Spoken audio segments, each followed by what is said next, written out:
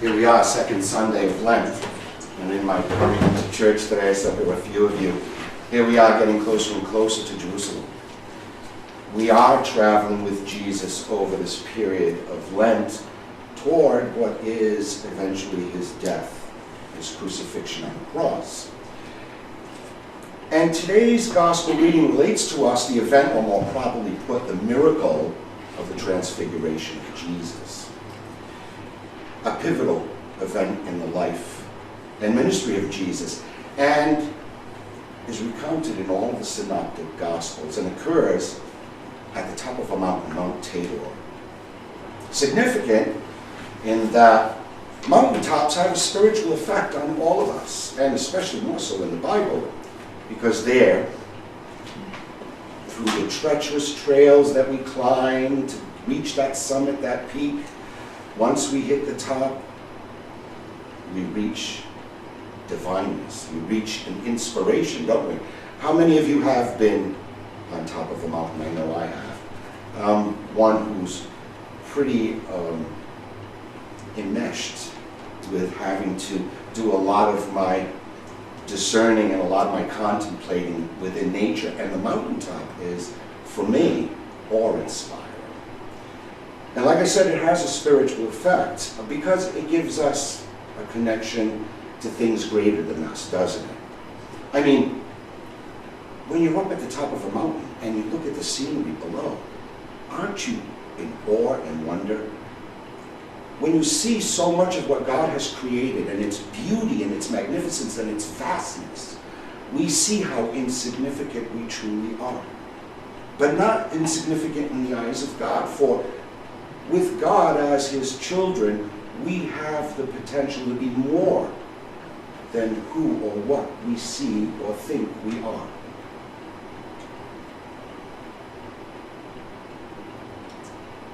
In connection to all that vastness and beauty, we encounter the sight of what God has wrought. And we encounter God in essence. The effect has a power, doesn't it? To instill a change in the renewing of our hearts and minds. And it's an experience that can be truly humbling and transforming in light of God's glory. That glory being revealed in his nature. The event of the transfiguration occurs, believe it or not, shortly after Jesus reveals to his disciples that he is about to die. He was at the foot of Mount Tabor ministering, as he always did, creating miracles and teaching. And here he said, I am on my way to fulfill my Father's will. And I will resurrect in glory for the salvation of man as the ultimate sacrifice offered to the Father for sin. So what's important about the transfiguration? The word transfiguration means a transformation. The Greek uses metamorpho or metamorphosis, and we know what a metamorphosis is, right? It's a complete change from one thing to another. For example, a butterfly and a caterpillar, correct? The change is distinct and notable, isn't it? From this wormy beginning, it then goes within itself, doesn't it? It looks at itself, it discerns itself, it contemplates the depths of its being, and out of its chrysalis, out of that retreat, it emerges as something more beautiful, more magnificent than it ever thought it ever would be. It's a change, a definitive change, from being one thing and becoming another. In the same way, the event that is the transformation, being closely related to that of Jesus' resurrection, was probably one of the most definitive revelations of Jesus because it points to Jesus being greater than the law and the prophets, whom we've seen in that vision in the transfiguration of Moses and Elijah. Representations of the law and the prophets. Of the promises of the Old Testament being revealed in the present as Jesus Christ, as the fulfillment of those promises.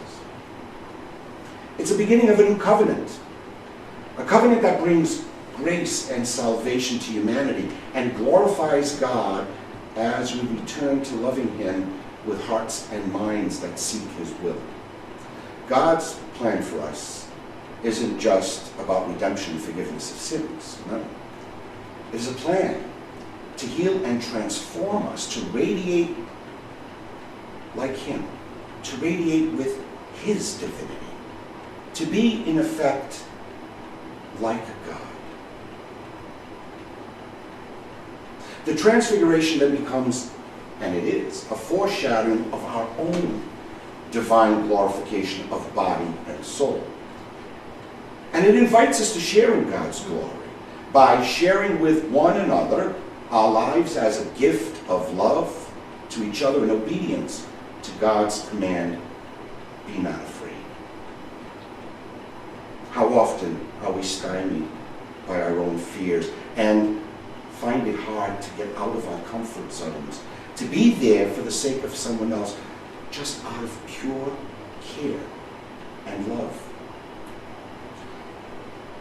And that being not afraid is a fear that doesn't count the cost to self.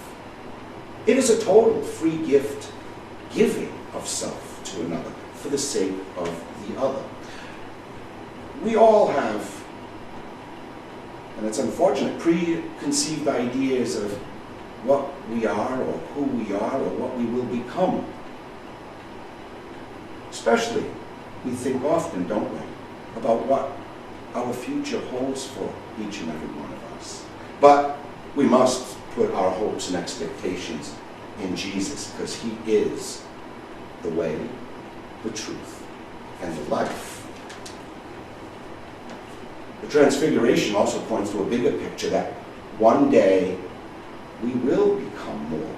It is a promise to us. And it was manifested on Mount Tabor to Jesus' closest disciples, who later on in the Gospels testified to that fact because they were eyewitnesses. And I am willing to bet that each and every one of us at one point or another in our lives have become eyewitnesses to God's manifesting in our lives. How often do we forget? We should always be mindful. We are to live with this in mind, that we are called to bigger and greater things, and that one day all things will become new.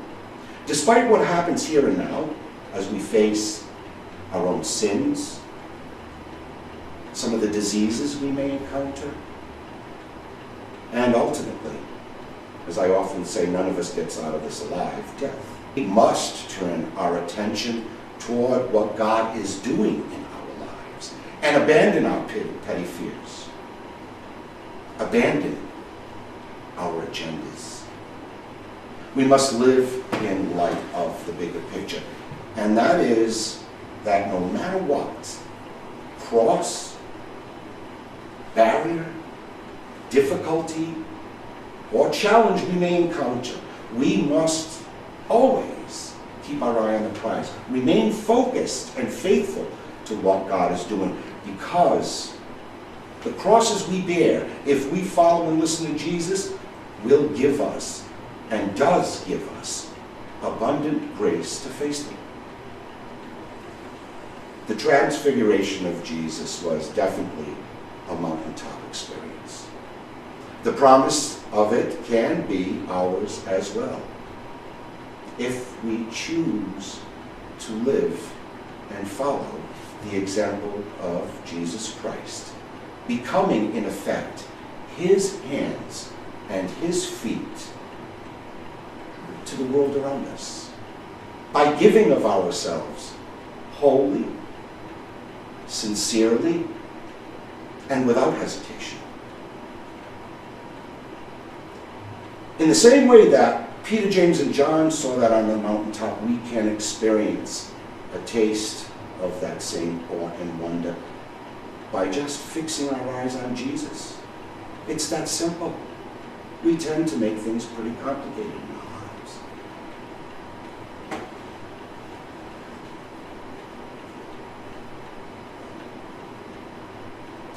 we will know his touch. In the same way that as they fell prostrate on the floor, seeing the vision before them of God and his glory,